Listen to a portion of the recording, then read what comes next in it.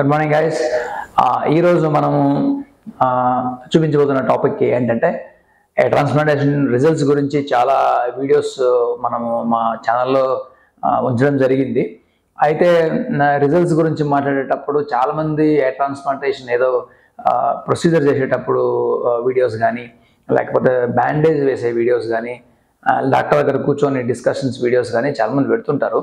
అట్లా కాకుండా results videos, ఎందుకంటే ఒక పేషెంట్కి ట్రాన్స్ప్లాంట్ చేసిన తర్వాత మనం రిజల్ట్స్ రావడానికి ఆల్మోస్ట్ 8 to 9 months పడుతుంది.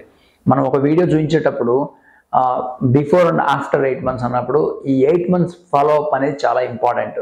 ఈ 8 months ఫాలో అప్ అయిన తర్వాతనే మనకు ఫైనల్ రిజల్ట్స్ వీడియోస్ వస్తాయి.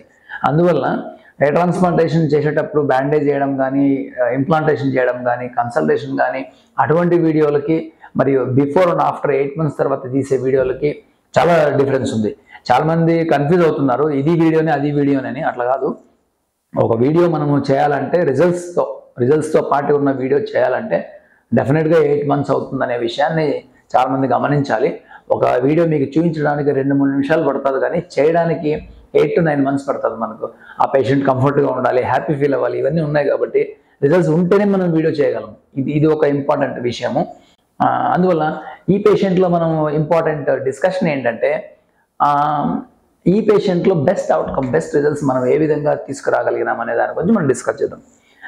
ఎందుకంటే ఒక్కొక్క పేషెంట్కి ఒక్కొక్క రకంగా ఉంటుంది ట్రాన్స్ప్లాంటేషన్ సర్జరీ కానీ, ప్లాన్, డిజైన్. చాలామంది అనుకుంటారు అందరికీ ఒకటే అని. ఆ విధంగా అయితే ఉండదు. సో ఈ పేషెంట్లో మనకున్న ప్రాబ్లం ఏంటంటే వెరీ ఫేర్ స్కిన్, తర్వాత బ్రౌన్ కలర్ హెయిర్ ఉంది. అట్లా ఉన్నప్పుడు మనకు డెన్సిటీ సరిగా రాదు.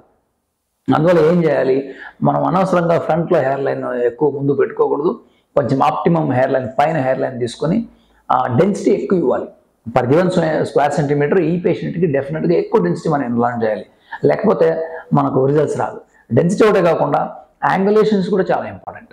డెన్సిటీ మనకు ఏ విధంగా ఉపయోగపడుతుందో రిజల్ట్స్ తీసుకురావడానికి యాంగులేషన్స్ కూడా చాలా ఇంపార్టెంట్. యాంగులేషన్స్ సరిగా లేకుండా ఎంత డెన్సిటీ ఉన్నా సరిగా రాదు. ఈ రెండు మనం ఫాలో అయిన తర్వాత ఫేషియల్ ప్రొఫైల్స్, అంటే ఆయన ఫేషియల్ ప్రొఫైల్స్ ఏంటి, ఎక్కడ హెయిర్ లైన్ తీసుకోవాలి, అవన్నీ గమనించి ఇంప్లాంటేషన్ చేయడం జరిగింది. సో 9 నెలల తర్వాత ఆయన రిజల్ట్స్ చూస్తే చాలా ఎక్సలెంట్గా వచ్చింది. సో ఇక్కడ ఏంటంటే ఇక్కడ హెయిర్ లైన్ డిజైన్ 1 సెంటీమీటర్ అటో ఇటు తీసుకుంటే హెయిర్ ట్రాన్స్ప్లాంట్ ఫెయిల్యూర్ అయ్యే అవకాశం ఉంది. యాంగులేషన్ సరిగా పెట్టకపోతే కూడా ఇది హెయిర్ ట్రాన్స్ప్లాంటేషన్ ఫెయిల్యూర్ అయ్యే అవకాశం ఉంది.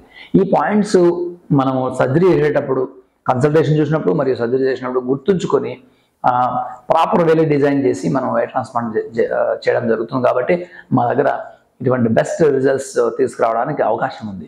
సో కన్క్లూషన్ ఏంటంటే ఈచ్ పేషెంట్కి, అంటే ఒక్కొక్క పేషెంట్కి ఒక్కొక్క రకంగా రిజల్ట్స్ ఉంటాయి. కాబట్టి మీ ఫేస్కి, మీ హెడ్కి, మీ స్కాల్ప్కి ఎటువంటి ప్లాన్ సరిపోతుంది అనేది మీ ఎక్స్పర్ట్ డాక్టర్ గారికి మాత్రమే తెలుసు.